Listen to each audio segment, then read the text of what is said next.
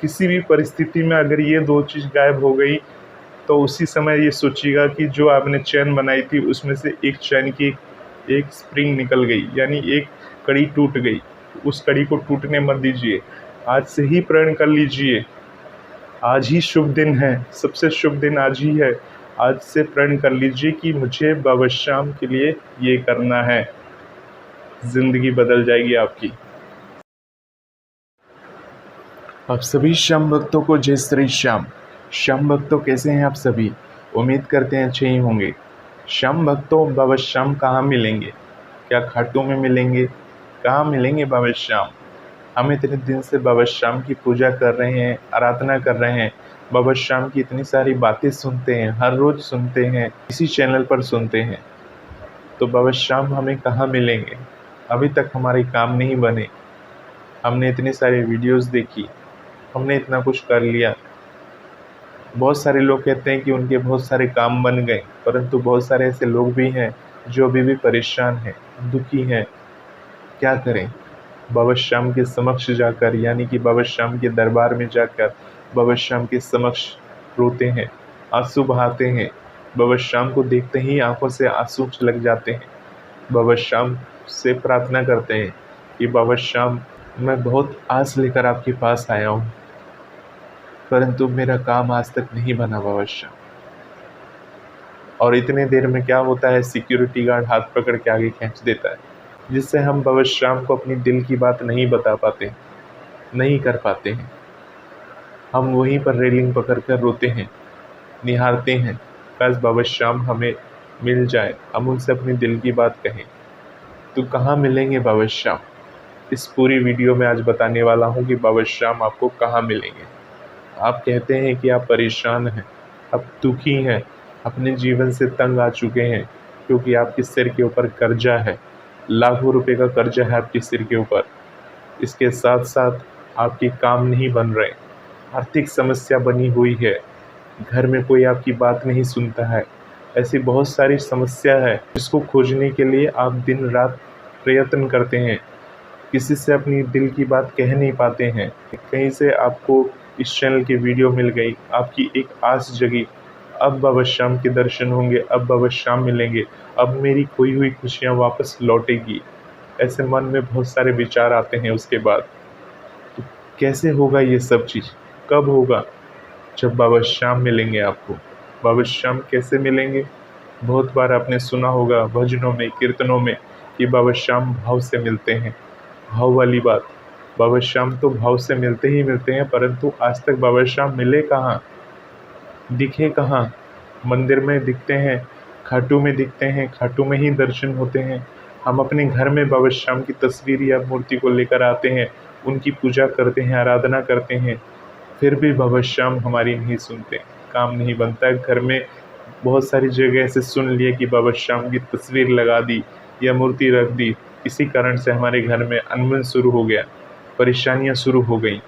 ऐसे बहुत सारे लोग गलतफहमी फैलाते हैं कि बाबा श्याम की तस्वीर या फ़ोटो रखने से ये सारे काम हो रहे हैं, जबकि बात कुछ और होती है, प्रॉब्लम कुछ और होती है। परंतु समझेगा कौन? समझाएगा कौन आपको? बताएगा कौन आपको? क्योंकि आपने ये सुनने की आदत डाल रखी है कि हमें हर वक्त नेगेटिव बात ही सुननी है। हमेशा आपको एक ही बात बोलता हूँ, बाबा श्याम से जुड़ने से पहले आपको सकारात्मक बनना है, सकारात्मक विचारों वाला बनना है, यानी कि हमेशा पॉजिटिव सोचना है और पॉजिटिव सोच के ही आपको काम करना है। बाबा श्याम आपको खाटू में नहीं मिलेंगे, क्योंकि बाबा श्याम जो हैं वो श्याम कुंड से प्रकट हुए हैं, ज़मीन से प्रकट हुए हैं, और प्रकट होने के बाद वहाँ पर मंदिर में उनकी स्थापना कराई गई है विधि विधान से। ऐसा माना जाता है कि बाबा श्याम वहाँ पर जागृत अवस्था में रहकर अपने सभी भक्तों को ध्यान से देखते हैं, सभी को निहारते हैं कि बाबा के दरबार में कौन कौन आया हार के। एक रोगी को डॉक्टर के पास जाना पड़ता है, परंतु आजकल एक डॉक्टर भी रोगी के पास आता है, क्योंकि वो रोगी चल नहीं पाता। वो अगर वो चलने में असमर्थ है तो डॉक्टर खुद आता है उसके पास। इसी प्रकार से अगर आप चलने में असमर्थ हैं, खाटू धाम जाने में असमर्थ हैं, आपके पैरों में प्रॉब्लम है या शरीर में प्रॉब्लम है या बाबा के दरबार नहीं जा पा रहे, आप घर में बैठे हुए हैं, और वहाँ से बाबा श्याम को अर्जी लगा रहे हैं कि बाबा श्याम हम आपके दरबार नहीं आ पा रहे हैं, मेरे साथ ये प्रॉब्लम हो गई। बाबा श्याम खुद आपके पास आएंगे, विश्वास मानिए, आपके पास खुद आएंगे बाबा श्याम। और किस प्रकार से आएंगे, किस तरह से आएंगे, ये आपको पता नहीं चलेगा। आपको वो दर्शन भी देंगे, पहचानेंगे कैसे, ये आपके ऊपर निर्भर करता है कि आप बाबा श्याम को किस प्रकार से पहचानेंगे। तो इसलिए कहते हैं कि बाबा श्याम पर भरोसा ही सबसे बड़ी बात है। अगर भरोसा नहीं तो कुछ नहीं। बहुत सारे मंदिरों में आप जाते हैं, श्री बांके बिहारी के मंदिर में जाकर बहुत सारे लोग भगवान के आगे रोते हैं, अपने आप आंसू निकलते हैं भगवान श्री कृष्ण के समक्ष। तो श्री बांके बिहारी जी को किसने प्रकट किया था? श्री हरिदास ने प्रकट किया था बांके बिहारी जी को। और इस प्रकार से बांके बिहारी जी के मंदिर में बांके बिहारी जी की स्थापना कराई गई। एक भक्त में शक्ति है, एक भक्त के द्वारा ही भगवान प्रकट होते हैं। तो आप ही भगवान को बुला सकते हैं अपने भाव से, जो मैंने थोड़ी देर पहले बताई थी। अपने भाव से आप भगवान को प्रकट कर सकते हैं, बुला सकते हैं। आपके घर में ही भगवान है, जहां आप बाबा की पूजा करते हैं, अपने घर में बाबा को पुकारते हैं, तो बाबा श्याम वहीं पर आ जाते हैं। तो सबसे पहले आपको बता दूं कि इंसानों ने भगवान की मूर्तियां बनाई और उन मूर्तियों के समक्ष हमारे भाव प्रकट होते हैं, क्योंकि इंसानों ने ही तो बनाई है इतनी सारी मूर्तियां भगवान की, जो इनका स्वरूप है। किसी ने भगवान को देखा है, किसी ने भगवान को नहीं देखा, परंतु भगवान का स्वरूप किसने बनाया? इंसानों ने बनाया। वो स्वरूप से उनकी पूजा करते हैं कि भगवान ऐसे दिखते हैं, भगवान इसी प्रकार से हैं, तो उनकी पूजा वो उस तरह से करते हैं। बाबा श्याम का जो शीश है, जो आप आंखें देखते हैं, या जो बाबा श्याम का जो विग्रह है, जो खाटू धाम में है, जो आप दर्शन होते हैं, उसमें आंखें जो लगाई गई हैं वो बाबा श्याम की, क्योंकि बाबा श्याम का शीश है वो एक पत्थर के शेप में है, परंतु पत्थर के शेप में है तो उनकी आंख कैसे दिखेगी? तो आंख दिखाने के लिए बाबा श्याम की आंख लगाई गई। बाबा श्याम की जो आप दर्शन करते हैं, अद्भुत दर्शन करते हैं, तो ये सब कैसे करते हैं? ये सब इंसानों के द्वारा बनाई गई चीज़ों के द्वारा आप बाबा श्याम के इतने अद्भुत दर्शन कर पाते हैं। आपको ऐसा लगता है कि बाबा श्याम निहार रहे हैं आपको वहाँ पर। तो जब इंसान इतना कर सकता है, तो इंसानों को किसने बनाया है? इंसानों को बनाया भगवान ने।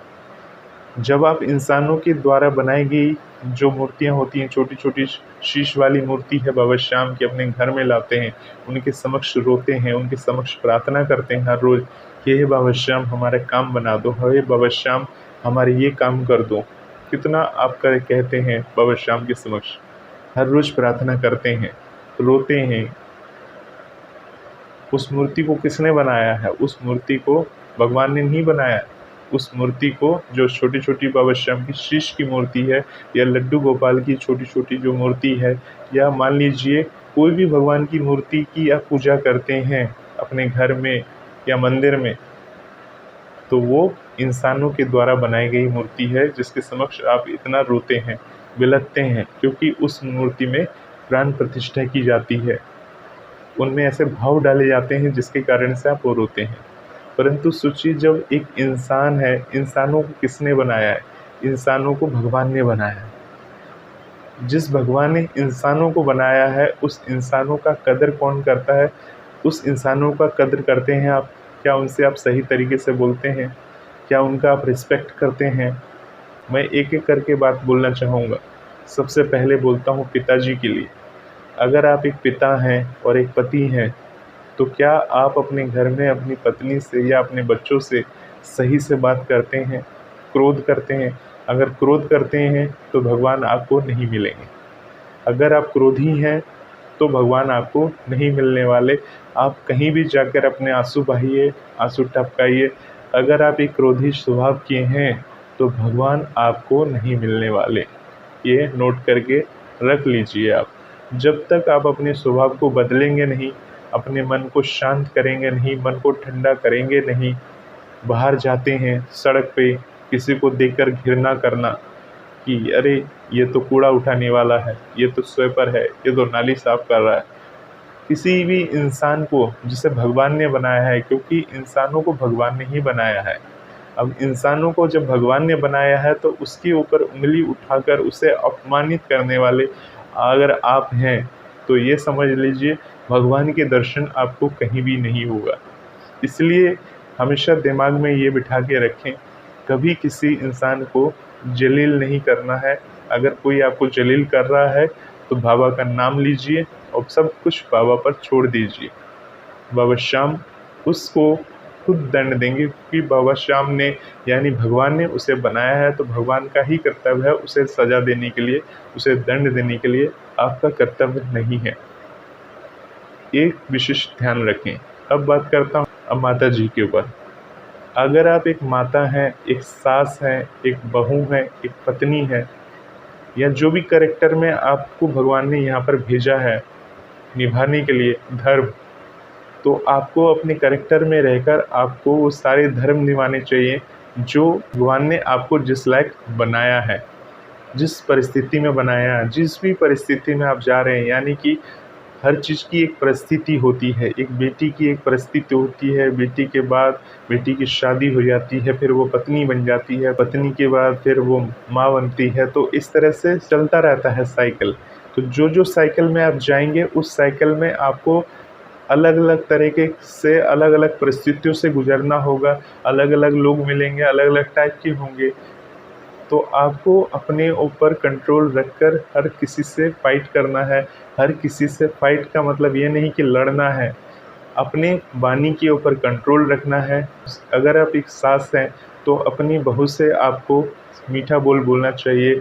आपको आपकी बहू में बाबा श्याम नज़र आ जाएंगे।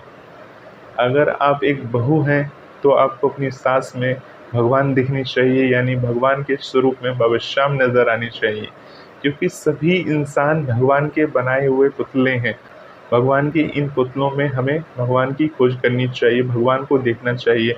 अपनों में ही भगवान को हमें खोज करना चाहिए, किसी के ऊपर उंगली नहीं उठाना चाहिए। इसी प्रकार से मैं बच्चों के लिए भी बोलना चाहूँगा। अगर आपके छोटे छोटे बच्चे हैं और इस प्रकार से हैं तो उन छोटे छोटे बच्चे हैं तो उनको भी ये ध्यान रखना चाहिए कि उन्हें हमेशा अपने माता पिता का सम्मान करना चाहिए, अपने बड़ों का आदर करना चाहिए। क्यों कहा जाता है कि अपने बड़ों का आदर करो, माता पिता का सम्मान करो। राम जी जो थे वो अपने माता पिता का कितना सम्मान करते थे। राम जी को क्यों मर्यादा पुरुषोत्तम, तो राम जी जो थे वो हमेशा तो राम जी की तरह अनेक महापुरुष हुए जो अपने माता पिता की आदर करते थे, उनका रिस्पेक्ट करते थे, क्योंकि वो भगवान थे, सब जानते थे। तो इसी प्रकार से अगर आप एक स्टूडेंट हैं और आप चाहते हैं कि अपनी ज़िंदगी में तरक्की वगैरह करने के लिए, तो सबसे पहले आपको अपने बड़ों का, छोटों का, सबका आदर करना है। ऐसा नहीं है कि अगर आप बड़े हैं तो छोटों का रिस्पेक्ट नहीं करेंगे। सबका अपना एक मान सम्मान होता है, आपको दे के रखना है। देखिएगा, अगर आप इस तरह से करते हैं और बिना किसी को दुखी करते हैं, मान लीजिए जो आपके लिए इतना सोचता है, आपके आने का इंतज़ार करता है आपके घर में कि कोई आप आएंगे तो आपके लिए ये तैयार, आपके बारे में जो इतना अधिक सोचता है, जो आपके बारे में सोचता है, जो आपकी चिंता करता है, उन्हें खुश रखना आपका काम है। अगर आप ये सब करते हैं तो भगवान की प्राप्ति यानी भगवान आपको ज़रूर मिलते हैं, बाबा श्याम आपको ज़रूर मिलते हैं।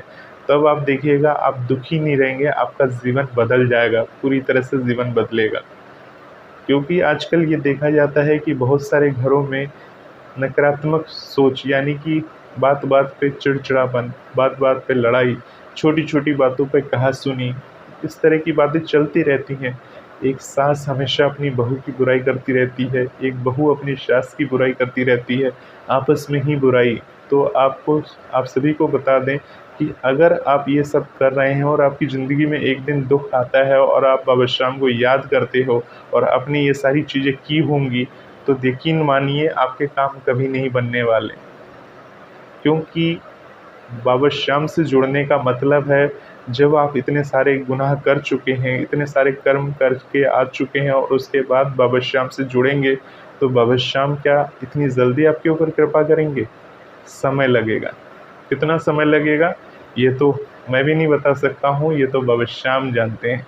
क्योंकि बाबा श्याम की तब से शुरू होगी आपकी परीक्षा। बाबा श्याम लेंगे आपकी परीक्षा। आपने बहुत सारे लोगों के बारे में उल्टा सीधा बोला या जो भी कर्म किए हैं आपने अपनी लाइफ में, वो सब बाबा श्याम जानते हैं, वो बाबा श्याम देखते हैं। और उसके बाद उनकी जो परीक्षा की घड़ी होती है, उस परीक्षा की घड़ी को झेलना, यानी कि बाबा श्याम से जुड़ने के बाद अगर आप उनकी परीक्षा को स्टेप बाय स्टेप पास करते चले जाते हैं, तो उनकी महिमा तो बनेगी ही बनेगी। कोई भी हो, सिर्फ मैं एक आदमी के लिए नहीं बोल रहा हूँ, जो भी हो, चाहे वो स्त्री हो, चाहे पुरुष हो, चाहे वो छोटा बच्चा हो, जैसा भी हो, अगर आपने कुछ गलत काम किया है तो उसकी सज़ा आपको मिलनी है। आपकी परिस्थिति में जो भी आपके भाग्य में लिखा है, वो चीज़ तो आपके साथ होके रहेगी। और अगर उसमें रहते रहते हैं बाबा श्याम की कृपा बन गई, तो आपके वारे के न्यारे भी हो सकते हैं, क्योंकि बाबा श्याम जो हैं वो हारे के सहारे हैं। आप हारे हैं तभी बाबा के दरबार में खड़े हैं। अगर हारे नहीं होते तो कौन है बाबा श्याम? तब तो आप जैसा नॉर्मली आपकी पूजा चल रही थी, इसी प्रकार से पूजा चलती रहती, और आप एक बार साईं बाबा के दरबार जाते, एक बार वैष्णो माता के दरबार में जाते, एक बार कहीं जाते, एक बार कहीं भी जाते। देखिए, ऐसा नहीं है कि बाबा श्याम से जुड़ने के बाद आप कहीं नहीं जाएंगे, आप सब जगह जाइए, सब जगह जाइए। परंतु ऐसा मत करिए कि आज बाबा के दरबार में काम नहीं बना, 2-4 साल से जुड़े हैं, काम नहीं बना तो बाबा को छोड़ दिया, अब जाके माता रानी के शरण में चले गए, माता जी काम बनाएंगे। तो जिनके काम बाबा के दरबार में नहीं बने, उनका काम किसी दरबार में नहीं बनेगा, ये तो फैक्ट है। क्योंकि बाबा श्याम जो हैं वो हारे के सहारे हैं। उन्होंने अपनी माता को वचन दिया है कि जो हार के तुम्हारे दरबार में आएगा तुम उसका काम बनाओगे। परंतु बाबा श्याम जीत भी उसी को दिलाते हैं जो बाबा श्याम की परीक्षा में सफल होते हैं। ये है बाबा श्याम की कृपा, ये है बाबा श्याम की महिमा, जो आप तक ये सारी बातें पहुंच रही हैं। भगवान आपको इंसानों में मिलेंगे, इंसानों में भगवान को खोजिए। और इंसानों में जिस दिन आपने भगवान को खोजना शुरू कर दिया ना, देखिएगा आपकी ज़िंदगी बदल जाएगी। आप कहाँ से खोजेंगे? अपने घर से खोजिए। आज अगर आपके घर में कोई भी प्रॉब्लम है, कोई भी दिक्कत है, तो देखिएगा आज अगर आप हंसते नहीं हैं, यानी आपका मुंह हमेशा एकदम वैसा बना रहता है, डरावना सा मतलब यह है कि हमेशा मुंह लटका रहता है, दुखी रहते हैं, हर वक्त दुखी रहते हैं, दुखी मन से घर से आते हैं, दुखी मन से घर में जाते हैं, ऑफिस में जाते हैं दुखी मन से। हर कोई पूछता है भाई क्या हो गया, क्यों नाराज़ है, क्यों टेंशन में है, सर पे 10 लाख का कर्जा है, 15 लाख का कर्जा है, उसकी टेंशन हमेशा घूमती रहती है। तो बाबा श्याम कहाँ से खाक मिलेंगे? बाबा श्याम आपको कुछ नहीं मिलेंगे। बाबा श्याम बस उसको सोच सोच के ही आप ऊपर चले जाओगे एक दिन। मैं समझ सकता हूँ चिंता बहुत बड़ी बात होती है। घर गिरवी पड़ा हुआ है, करोड़ों का घर गिरवी पड़ा हुआ है, कर्जे में फंसे हुए हैं, पैसे का इंतजाम नहीं हो रहा, तो ये जिसके सिर के ऊपर बीतती है उसके दिमाग तो घूमता ही घूमता है। परंतु जरा आप सोचिए ना, आप जब तक सही सलामत हैं, जब तक सही सलामत है तब तक ही तो ये सारी चीज़ें हैं। जब मर जाएंगे तब क्या चिंता रहेगी आपकी? तब आप सोचेंगे कि ऊपर जाके कि मेरी इतनी इतनी ये रह गई, तब कौन करने आएगा? तब क्या होगा? आपके जाने के बाद क्या होगा आपके बीवी बच्चों का? तो ये सब के बारे में सोचिए। मैं आप सभी से एक ही बात बोलूँगा, बाबा श्याम के दरबार से अगर जुड़े हैं तो इन चिंताओं को, जो बाबा श्याम को पाना चाहते हैं, सबसे पहले अपनी इन चिंताओं को बाहर निकाल कर फेंक दीजिए दिमाग से। बाबा श्याम में मन लगाइए, बाबा श्याम का ध्यान करिए। चिंता में ही पड़े रहेंगे तो बाबा श्याम नहीं मिलेंगे, वो चिंता ही चिंता को खाती जाएगी। वो चिंता में ही बाबा श्याम के सामने सिर्फ रोते रहेंगे, हाथ जोड़ के भीख मांगते रहेंगे, दे दो बाबा, कुछ तो दे दो। नहीं मिल रहा है, और फिर जब नहीं मिलेगा तब आके फिर बताओगे कि हम बाबा के दरबार में इतने दिन से जा रहे हैं, हमारा काम नहीं बन रहा, बाबा हमारे काम नहीं बना रहे। हम तो आंसू टपकाते हैं, हम तो रोते हैं, हमने आपकी वीडियो देखी, काम नहीं बनते हैं। कैसे बन जाएगा काम? स्वार्थी हैं आप, स्वार्थपना के हिसाब से गए थे। आपने ये सिर्फ ये देखा कि ऐसा करने से बाबा श्याम मिल जाते हैं, बन जाते हैं, और वो आपके दिमाग में बैठ गई और आपने वही जाकर एक्टिंग किया दरबार में, तो वो चीज़ बनावटीपन था। भगवान जानते हैं ये तो वीडियो देख के आया, ये सुन के आया, इसका भाव कहाँ है? भाव अंदर से आती है, रोना अंदर से आता है। फपक के जब रोता है ना इंसान, एक बच्चा देखा आपने रोते समय, जब बच्चे को माँ डांट देती है माँ डांटती है ना, आप भी रोए होंगे अपने बचपन में कभी न कभी। जब एक माँ अपने बच्चों को डांटती है तो बच्चा फपक फपक के रोता है। वो जो रोना होता है ना, वो रोना, वो ओरिजिनल रोना होता है। उसको बोलते हैं भाव। भाव का मतलब ये होता है भाव, पैसे के लिए भाव, बनावटी बना भाव। कीर्तन में जो भाव बनते हैं वो सब दिखावा होता है। असली भाव होता है बच्चे का रोना। जब तक बच्चा रोएगा नहीं तब तक वो भाव बनेंगे नहीं, और जब तक वैसे भाव बनेंगे नहीं तब तक बाबा श्याम आएंगे कहाँ से? बाबा श्याम सुनेंगे कैसे? बाबा श्याम तक पहुँचने का एक रास्ता है जो मैंने आपको बताया है। आज से ही अपने दिमाग को बदलिए। अपने घर गृहस्थी में जो भी प्रॉब्लम क्रिएट हो रहा है वो सिर्फ उसके जिम्मेदार आप हैं। आप अपने आप को पहले बदलिए। चिंता चिंता बाबा को दीजिए। बाबा चिंता करने के लिए बैठे हैं। आपने पढ़ा होगा ना, बाबा के दरबार में लिखा रहता है, चिंता मत कर मैं बैठा हूँ। ये बाबा कहते हैं, चिंता मत कर मैं बैठा हूँ। ये क्यों कहते हैं बाबा? क्योंकि बाबा सब जानते हैं आपके बारे में। एक एक बात पता है बाबा को आपके बारे में। ये अर्जी वाला नारियल, लाल कपड़ा लेकर बाबा को रिझाने से ये सब खरीद कर लेकर आते हैं। बाबा की ही चीज़ बाबा को अर्पण करते हैं, और फिर बाबा से ही जाकर बाबा को बोलते हैं कि बाबा तुम आ जाओ, आप आ जाओ। ऐसे नहीं आएंगे बाबा। बाबा की चीज़ बाबा को ही दिखाकर बाबा को ही ललचाने की कोशिश किया जाता है कि हे बाबा मेरा काम बना दे, हे बाबा मेरा ये काम बना देगा तो मैं आपको ये निशान लेकर आपकी पैदल यात्रा करके आपके दरबार तक आऊँगा और आपको ये निशान चढ़ाऊँगा, आपको 56 भोग लगाऊँगा, आपको मैं सवामनी का भोग लगाऊँगा। और ना जाने क्या क्या हम बाबा को बोल कर आते हैं। ऐसे बाबा को लालच देकर आते हैं कि बाबा ये कर दे, वो कर दे, ऐसा कर दे, वैसा कर दे। और उसमें मान लीजिए किसी का काम बन भी जाए तो फिर तो वो पता नहीं न जाने क्या कर देता है। तो बाबा को इन चीज़ों का लालच नहीं है, आपकी सवामनी का लालच नहीं है। बाबा श्याम को आपकी किसी भी चीज़ का लालच नहीं है। अगर आप बाबा के लिए नहीं करेंगे तब भी वो बाबा रहेंगे, बाबा के लिए करेंगे तब भी वो बाबा रहेंगे। क्योंकि भगवान जो सिर्फ हैं वो प्रेम के भूखे हैं। वो बैठे हैं वहाँ पर और जानते हैं किसके साथ न्याय करना है, किसके साथ न्याय नहीं करना। कौन ढोंगी है, ढोंगपना कर रहा है, कौन ढोंगी बन के मेरे पास आया है और सिर्फ ढोंगी करके वो चला जाएगा। उसका काम बन गया फिर तो वो पूछेगा नहीं कौन है तू, क्या है तू, कुछ नहीं पूछने वाला। तो बाबा श्याम सब जानते हैं। तो बाबा श्याम के समक्ष वो बच्चा बन जाइए, छोटा बच्चा बन जाइए। जिस प्रकार से फपक फपक के रोते हैं, और बाबा श्याम से प्रार्थना करिए कि बाबा श्याम बहुत समय हो गया, बाबा श्याम अब और नहीं सहा जाता, बस तेरा ही सहारा है बाबा, तेरे बिना मेरा कोई नहीं है बाबा। या तो मेरा काम बना दे या तो मुझे अपनी शरण में ले ले। बाबा श्याम कृपा कर बाबा, कृपा कर। मैं तेरे दरबार में आया हूँ, बहुत आस लेकर आया हूँ तुझसे कुछ मांगने। बहुत सुना है तेरे बारे में, तू गरीबों का मसीहा है, उनके काम बनाता है। मेरे भी काम है बाबा, हर रोज़ प्रार्थना करता हूँ बाबा, बस मेरे काम बना दे बाबा। तो एक बच्चे की तरह आपको बाबा को बतानी है अपनी बात, समझानी है अपनी बात। खाटू में तो इतना समय नहीं मिलेगा बताने के लिए, घर में बता दीजिए, किसी मंदिर में जाकर बता दीजिए।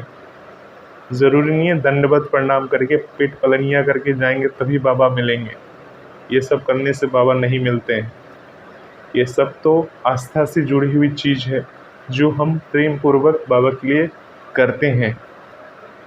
बाबा से प्रार्थना की, बाबा ने हमारे काम बना दिए।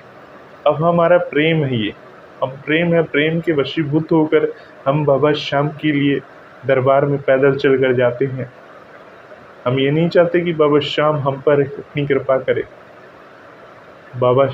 हम ये चाहते हैं कि बाबा श्याम हमारा हाथ पकड़ के रखे, हमारा हाथ पकड़ के बाबा श्याम अपने दरबार तक लेकर जाए, ये सोचकर हम बाबा श्याम की सेवा करते हैं, भगवान की सेवा करते हैं। तो भगवान की सेवा करिए, भगवान के गुणगान गाइए, भगवान के भजन गाइए। भजन गाते गाते हमारी आंखों से आंसू टपकते हैं। क्यों टपकते हैं?